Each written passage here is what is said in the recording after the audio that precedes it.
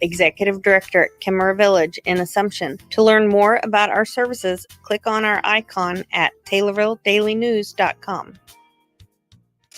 Your information station, WTIM.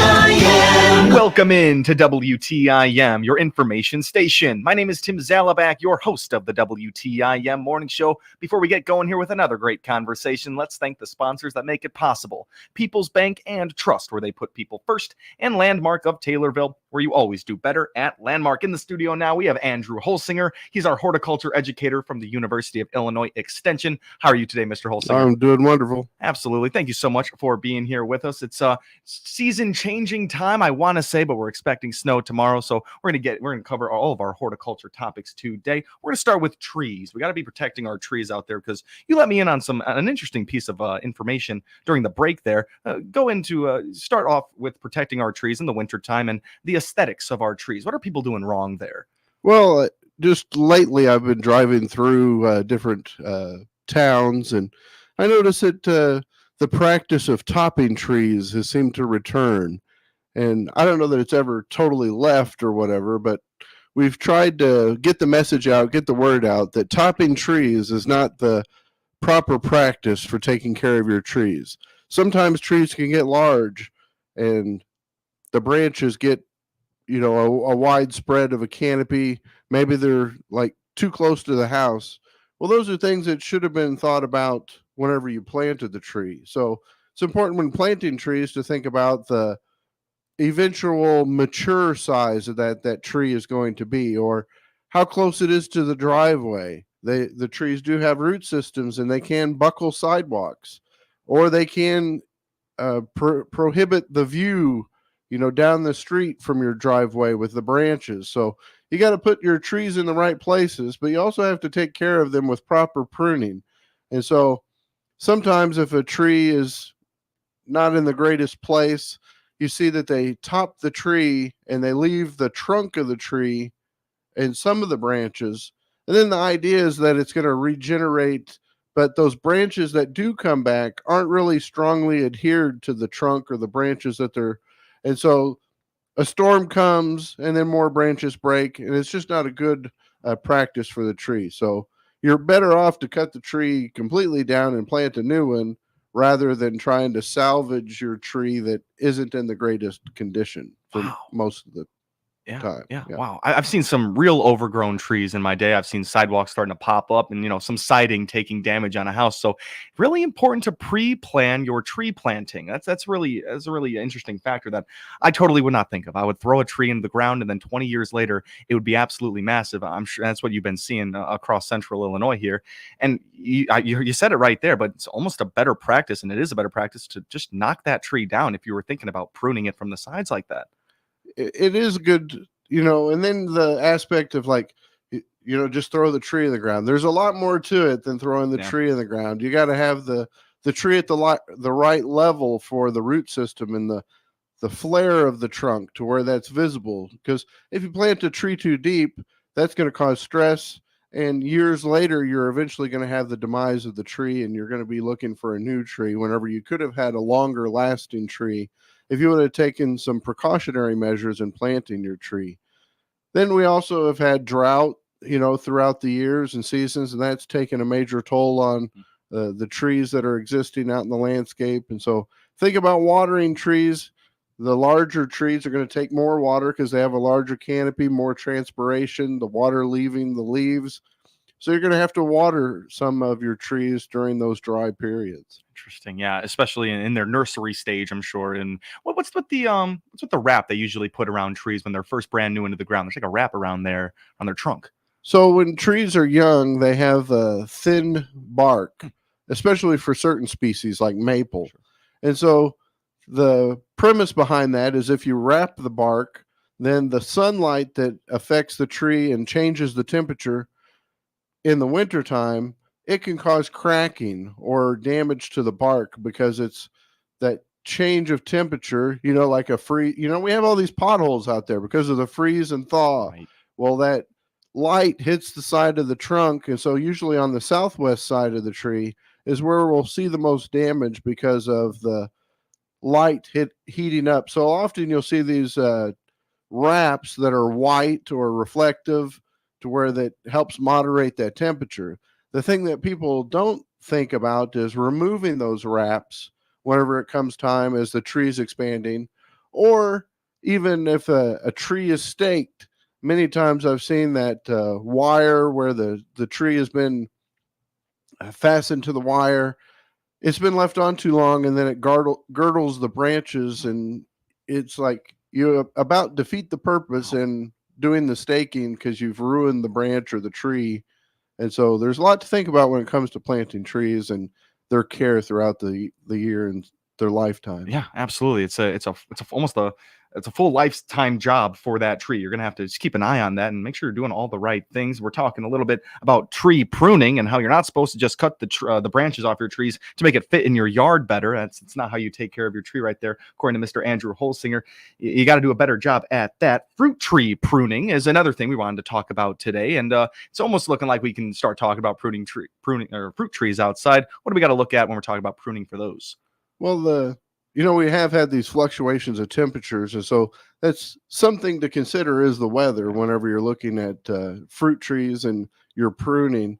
So trees are triggered out of dormancy to an extent whenever you prune them. So it causes some new growth, and that's why we hold off in the fall for pruning to an extent, because you don't want to make new growth and then have it to die with frost or freeze. Well, it's the same in the spring here as we have our these freeze events and snow and ice and all those kinds of great things.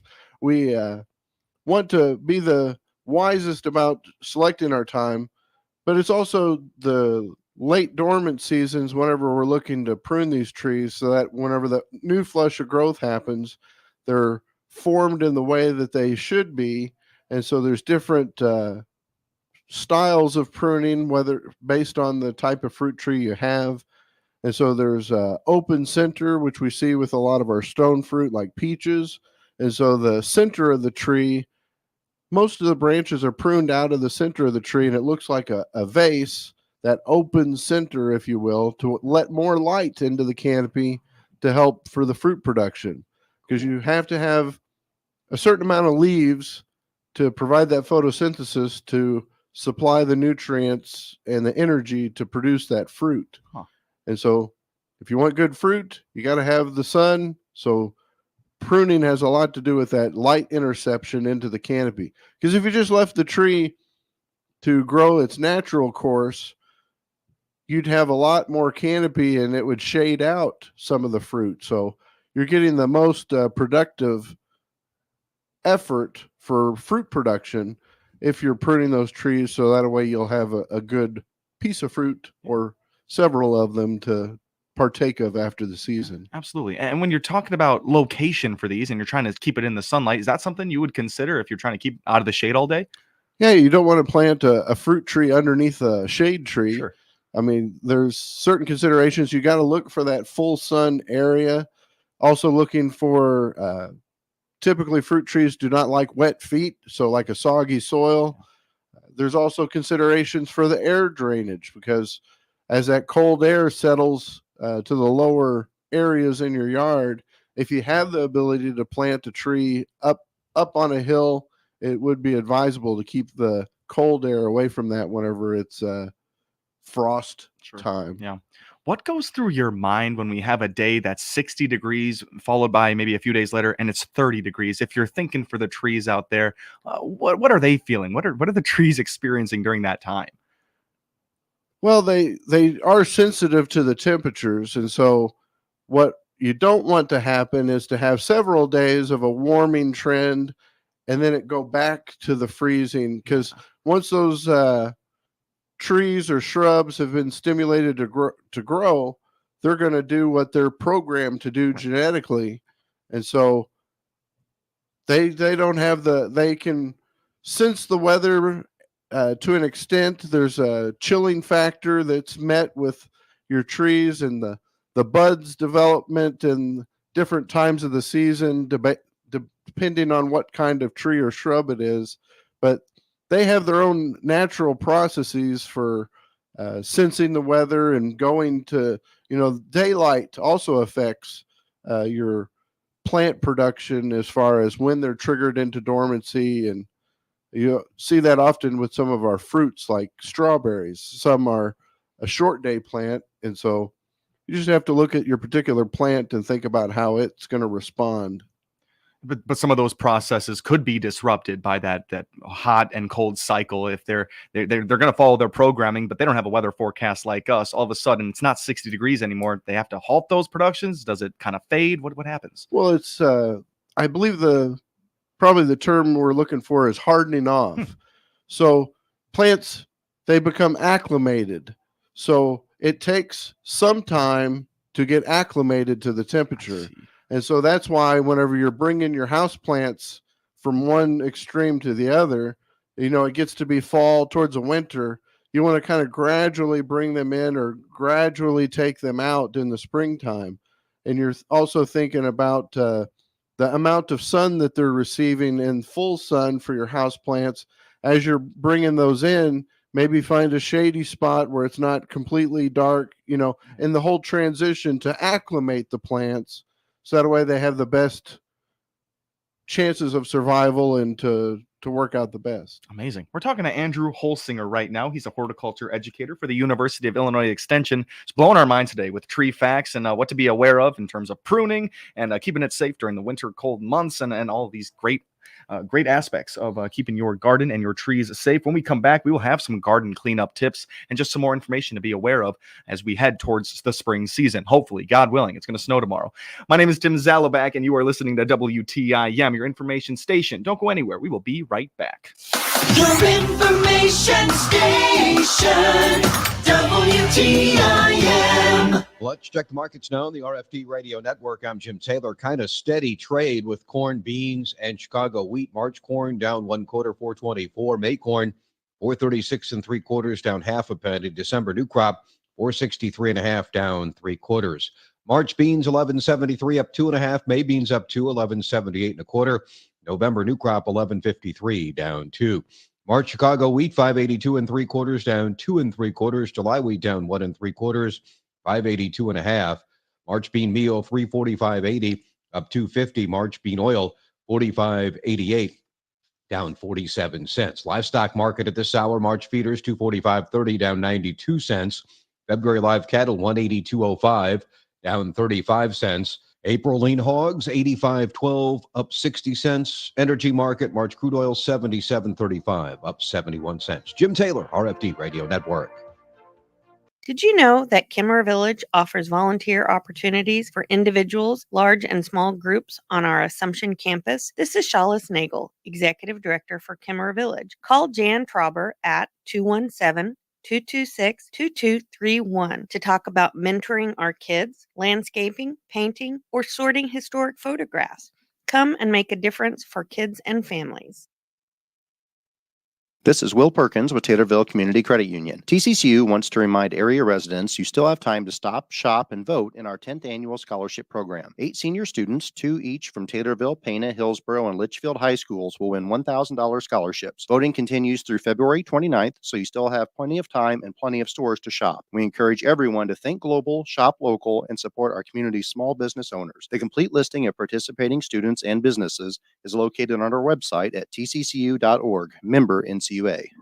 Christian County businesses now have another way to attract customers and promote their brand. The Miller Media Group's new 36 by 72 inch two-sided electronic sign is now live in front of our Park Street studios in Taylorville. We're offering businesses the opportunity of promoting themselves to the over 11,200 drivers a day that pass our studios. Reach out to your Miller Media Group account manager now to get on board with this digital electronic sign advertising opportunity. Craig's Realtors continues to be the market leader in 2023. I'm Steve Craigs. It's a seller's market. If you're considering selling, click on our icon at TaylorvilleDailyNews.com. Find out about all the products and services offered by Dan Rizzo, your American Family Insurance agent in Taylorville, by clicking their icon at TaylorvilleDailyNews.com.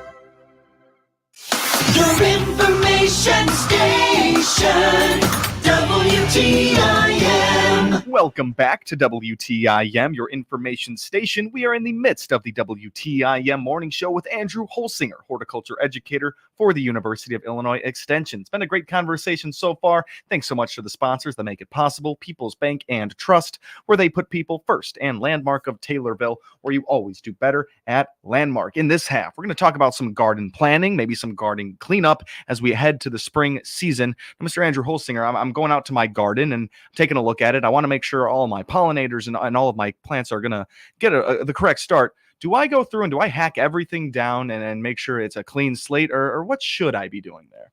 Kind of depends on your landscape, on what you have in your landscape. But if it's not a real urge to go out and just make a sterile environment like it used to be, because we've learned that the pollinators are also inhabitants of some of that debris that is in the landscape. So if you go out there and just cut it down to the nubbins and there's nothing left, then you're not going to have as many pollinators, because you've just got rid of their eggs, and their part of their life cycle has just been destroyed because you removed them and disposed of them. So it's probably best to wait March, April, before we get into the real thick of the garden season for the landscape, and wait till then. Wait till temperatures are probably in the 50s, at least for that soil temperature, so that way you can make sure that most of those pollinators have made their exodus. They do inhabit some of the pithy parts of stems and in the leaf debris. Leaves are a great mulch. You can use some of that leaf matter for mulch for some of your perennials, and there's lots of things to do as far as planning for the garden.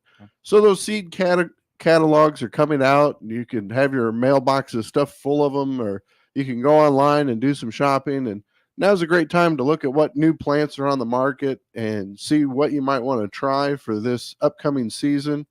Good time to order those seeds and get those started. But one thing that people don't look at so much, they look at the nice aesthetics of the plants or what have you, but you really need to look at like the disease resistance that you can gain. Some plants are bred with the resistance to diseases, so that's just going to make your life a little bit easier if you don't have as many diseases, or not to say that they're not a little bit susceptible. I mean, that sometimes you could get disease, but if they're resistant, you're going to have a lot easier time in your garden than, a lot of times people want to grow the fruit trees that are the most popular in the grocery store.